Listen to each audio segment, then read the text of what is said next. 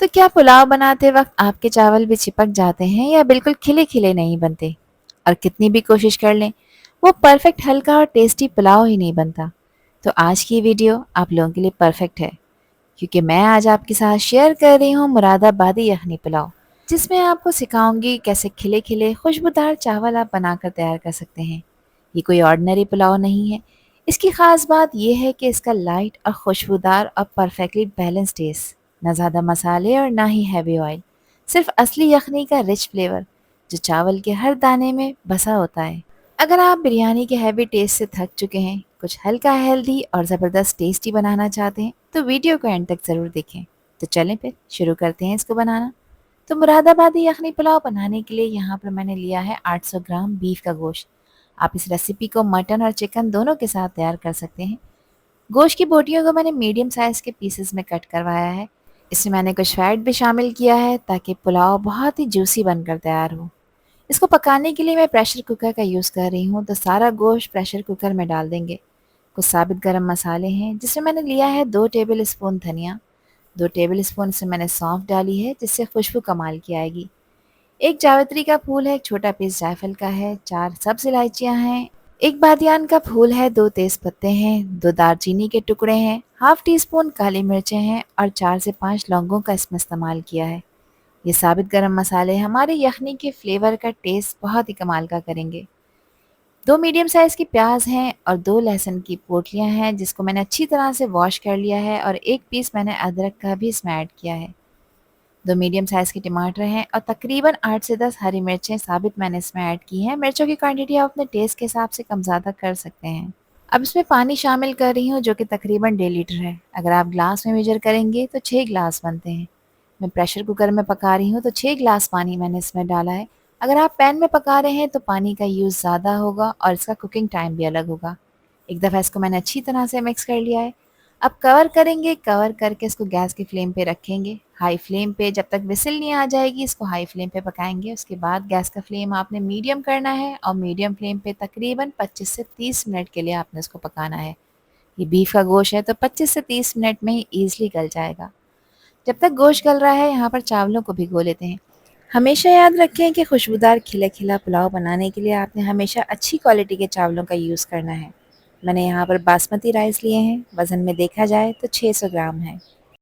अब चावलों को मैं यहाँ पर बहुत अच्छी तरह से वॉश कर लूँगी खुले पानी से, जब तक कि चावल का पानी बिल्कुल साफ़ ना हो जाए। ये बहुत इंपॉर्टेंट स्टेप है, इसको आपने स्किप नहीं करना। इस पॉइंट पर चावलों में से काफ़ी स्टार्च रिलीज़ होता है, तो स्टार्च को रिमूव करना बेहद ज़रूरी है। यहाँ पर एक दफ़ा मैंने आपको चेक करा दिया है, देखिए पानी कितना गंदा हो चुका है। इस पानी को फेंक देंगे और चावलों को जब तक वॉश करेंगे जब तक कि इसका पानी बिल्कुल क्लीन ना हो जाए। अब इन चावलों को भिगोकर रखना है तकरीबन 30 मिनट के लिए, ताकि चावल खिले-खिले भी बने और साइज़ में भी डबल हो जाएँ। आधे घंटे के बाद कुकर का सारा प्रेशर मैंने निकाल दिया था और यखनी हमारी अल्हम्दुलिल्लाह यहाँ पर तैयार हो चुकी है। गोश्त भी 100% सॉफ्ट हो चुका है कि चम्मच लगाते ही टूट रहा है। बस इसी तरह का परफेक्ट सॉफ्ट गोश्त हमें गलाना है। अब इसका मसाला बनाने के लिए यहाँ पर मैंने लिया है आधा कप कुकिंग ऑयल। मैंने 600 ग्राम चावल लिए हैं जिसके हिसाब से आधा कप ऑयल बिल्कुल परफेक्ट है। तो मीडियम साइज़ की प्याज को मैंने बारीक स्लाइस में कट कर लिया है।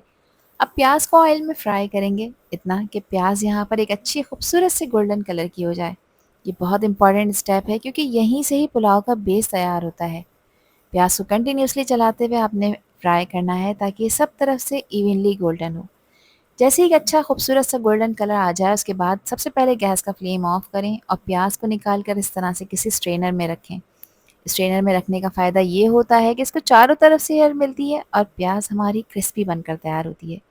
अब उसी ऑयल में कुछ साबित गरम मसाले हैं जिसमें हाफ टी स्पून है साबित काली मिर्चें, 4 सब्ज़ इलायचियाँ ली हैं, 2 तेज़ पत्ते हैं, 2 बड़ी काली इलायची हैं, 2 दालचीनी के टुकड़े हैं, 2 बादियान के फूल हैं, 4 लौंगे हैं और 1 टीस्पून साबित सफ़ेद ज़ीरे का मैंने इस्तेमाल किया है। इन मसालों को ऑयल में कुछ सेकंड्स के लिए क्रैकल करेंगे। ध्यान रखें ओवरकुक नहीं करना वरना ये जल जाएंगे। अदरक और लहसुन का पेस्ट यहाँ पर 1.5 टेबल स्पून इसमें ऐड करेंगे और अब अच्छी तरह से अदरक लहसुन के पेस्ट को इसमें भून लेंगे ताकि इसका जो रॉ फ्लेवर है वो बिल्कुल ख़त्म हो जाए और एक प्यारी सी खुशबू आना शुरू हो जाए। अदरक लहसुन का ये पेस्ट हमारे पुलाव के फ्लेवर को एक परफेक्ट बेस देगा। यहाँ पर लगातार चलाते हुए इसको भूनना है 2 से 3 मिनट के लिए। 8 से 10 मैंने ली थी यहाँ पर हरी मिर्चें, जिसको मैंने चॉप कर लिया है। हरी मिर्चों की क्वांटिटी आप अपने टेस्ट के हिसाब से कम और ज़्यादा कर सकते हैं। इसको भी कुछ देर के लिए इसमें भून लेंगे ताकि इसका जो फ्लेवर है इस मसाले में अच्छी तरह से अब्ज़ॉर्ब होना शुरू हो जाए। यहाँ पर भुनाई हो चुकी है, ऑयल सेपरेट हो चुका है, तो अब इसमें मैं शामिल कर दूँगी गोश्त की बोटियाँ। अच्छा, यखनी को मैंने छान लिया था, उसमें से बोटियों को अलहदा कर लिया है और इस पॉइंट पर इसमें ऐड करेंगे।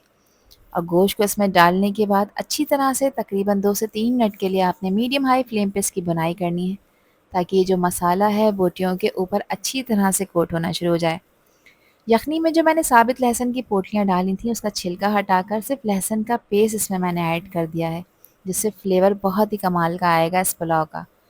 इसको अच्छी तरह से भून लेंगे और ये स्टेप आपके पुलाव का असली टेस्ट बनाता है, इसलिए इस स्टेप को आपने बिल्कुल भी स्किप नहीं करना। यहाँ पर इसको रिच और क्रीमी टेक्सचर देने के लिए मैंने इसमें 3/4 कप दही का ऐड किया है, जिसको मैंने अच्छी तरह से फेंट लिया था। अच्छा, दही डालते वक्त हमेशा गैस का फ्लेम लो कर दिया करें और इसको कंटिन्यूसली चलाया करें ताकि इसमें किसी भी तरह के लम्स ना बने। दही को भी इसमें डालकर प्रॉपर आपने भुनाई करनी है। अब देखिए ऑयल सेपरेट नज़र आ रहा है, तो अब इसमें मैं यखनी ऐड कर रही हूँ। फ़िलहाल मैंने इसमें तकरीबन 2.5 ग्लास यखनी के ऐड किए हैं, क्योंकि बाकी की यखनी अगर कम पड़ेगी तो मैं चावलों को इसमें डालने के बाद दोबारा डाल सकती हूँ। मसाले के हिसाब से यहाँ पर नमक डालेंगे। मैंने 1 टेबल स्पून नमक डाला है, नमक आप अपने टेस्ट के अकॉर्डिंग रखिएगा। फ्लेवर को एनहांस करने के लिए 2 से 3 टेबल स्पून मैंने इसमें लेमन जूस भी ऐड किया है। आप लोग सफ़ेद सिरके का भी इस्तेमाल कर सकते हैं। एक दफ़ा इसको अच्छी तरह से मिक्स कर लेंगे और अब यखनी में आपने बॉयल लेकर आना है। तीखे फ्लेवर के लिए 4 से 5 साबित लाल और हरी मिर्चें हैं, इसमें मैंने ऐड कर दी हैं। अच्छी खुशबू और फ्लेवर के लिए हाफ टी स्पून जायफल जावित्री का पाउडर डालेंगे और 1 टीस्पून इसमें सौंफ का पाउडर डालेंगे, जिसको मैंने दरदरा पीस लिया है। अब चावलों का एक्स्ट्रा पानी मैंने फेंक दिया है और चावल इसमें शामिल करेंगे और एक दफ़ा इसको हल्के हाथ से मिक्स कर लेंगे। ओवर मिक्स नहीं करना, वरना चावल टूट सकते हैं। अब इस वक्त देखें यखनी और चावलों का जो लेवल है वो बिल्कुल सेम है। हमें यखनी चावलों से 1 इंच ऊपर रखनी है ताकि चावल बिल्कुल खिले-खिले और सेपरेट नज़र आएँ। अब जो यखनी मेरे पास बच गई थी, उसमें से तकरीबन 1 ग्लास मैंने मज़ीद ऐड किया है। तो टोटल 600 ग्राम चावलों में मैंने 3.5 ग्लास यखनी ऐड की है। अब इस पॉइंट पर आपने इसका नमक चख लेना है। यहाँ पर नमक मुझे बिल्कुल परफेक्ट लग रहा था, अगर आपको कम लगे तो आप मज़ीद ऐड कर सकते हैं। अब हाई फ्लेम पर आपने इसमें कंप्लीट बॉयल लेकर आना है और कवर नहीं लगाना। देखिए, जब हाई फ्लेम पे आप इसको बॉयल करेंगे तो ये पानी आहिस्ता-आहिस्ता ड्राई होना शुरू हो जाएगा। अब इस पॉइंट पर मैं इसमें ऐड कर रही हूँ प्याज़ जो फ्राई कर रखी थी। बारीक कटे हुए हरे धनिया और पुदीने के पत्ते भी इसमें शामिल करेंगे, जिससे इसकी खुशबू और फ्लेवर दोनों ही कमाल के हो जाएंगे। पानी सारा ड्राई हो चुका है। इसके नीचे मैंने एक हैवी बॉटम का तवा लगाया है ताकि चावल ईज़िली दम पर आएँ, ना जलें ना चिपकें। 2 टेबल स्पून केवड़े में मैंने थोड़ा-सा ऑरेंज फूड कलर डाला है और पुलाव के एक तरफ डाल दिया है ताकि कलर पूरे चावलों पे स्प्रेड ना हो। इसके लिड को मैंने कवर कर दिया है एक कपड़े से ताकि स्टीम कहीं से भी रिलीज़ ना हो। 2 मिनट के लिए गैस का फ्लेम हाई रखेंगे ताकि तवा हीट पकड़ ले। इसके बाद आपने दम वाली आंच पर इसको दम पे रखना है 12 से 15 मिनट के लिए। अब गैस का फ्लेम बंद करे हुए 5 मिनट हो चुके हैं। चेक कर लेते हैं क्या कंडीशन है। यहाँ पर इसका कवर हटाएंगे और हमारा खुशबूदार गर्मा गर्म मुरादाबादी यखनी पुलाव बिल्कुल रेडी हो चुका है। खुशबुएं बहुत शानदार आ रही हैं। इस पॉइंट पर आपने इसको फ़ौरन मिक्स नहीं करना, 2 मिनट के लिए इसकी स्टीम को रिलीज़ होने देना है, क्योंकि इस पॉइंट पर चावल बहुत डेलिकेट हुए हुए होते हैं। अब देखें, आप लोगों को नज़र आ रहा है कि चावल का हर दाना कितना खिला-खिला बनकर तैयार हुआ है। इसको ओवर मिक्स नहीं करना, वरना चावल यहाँ पर टूट सकते हैं।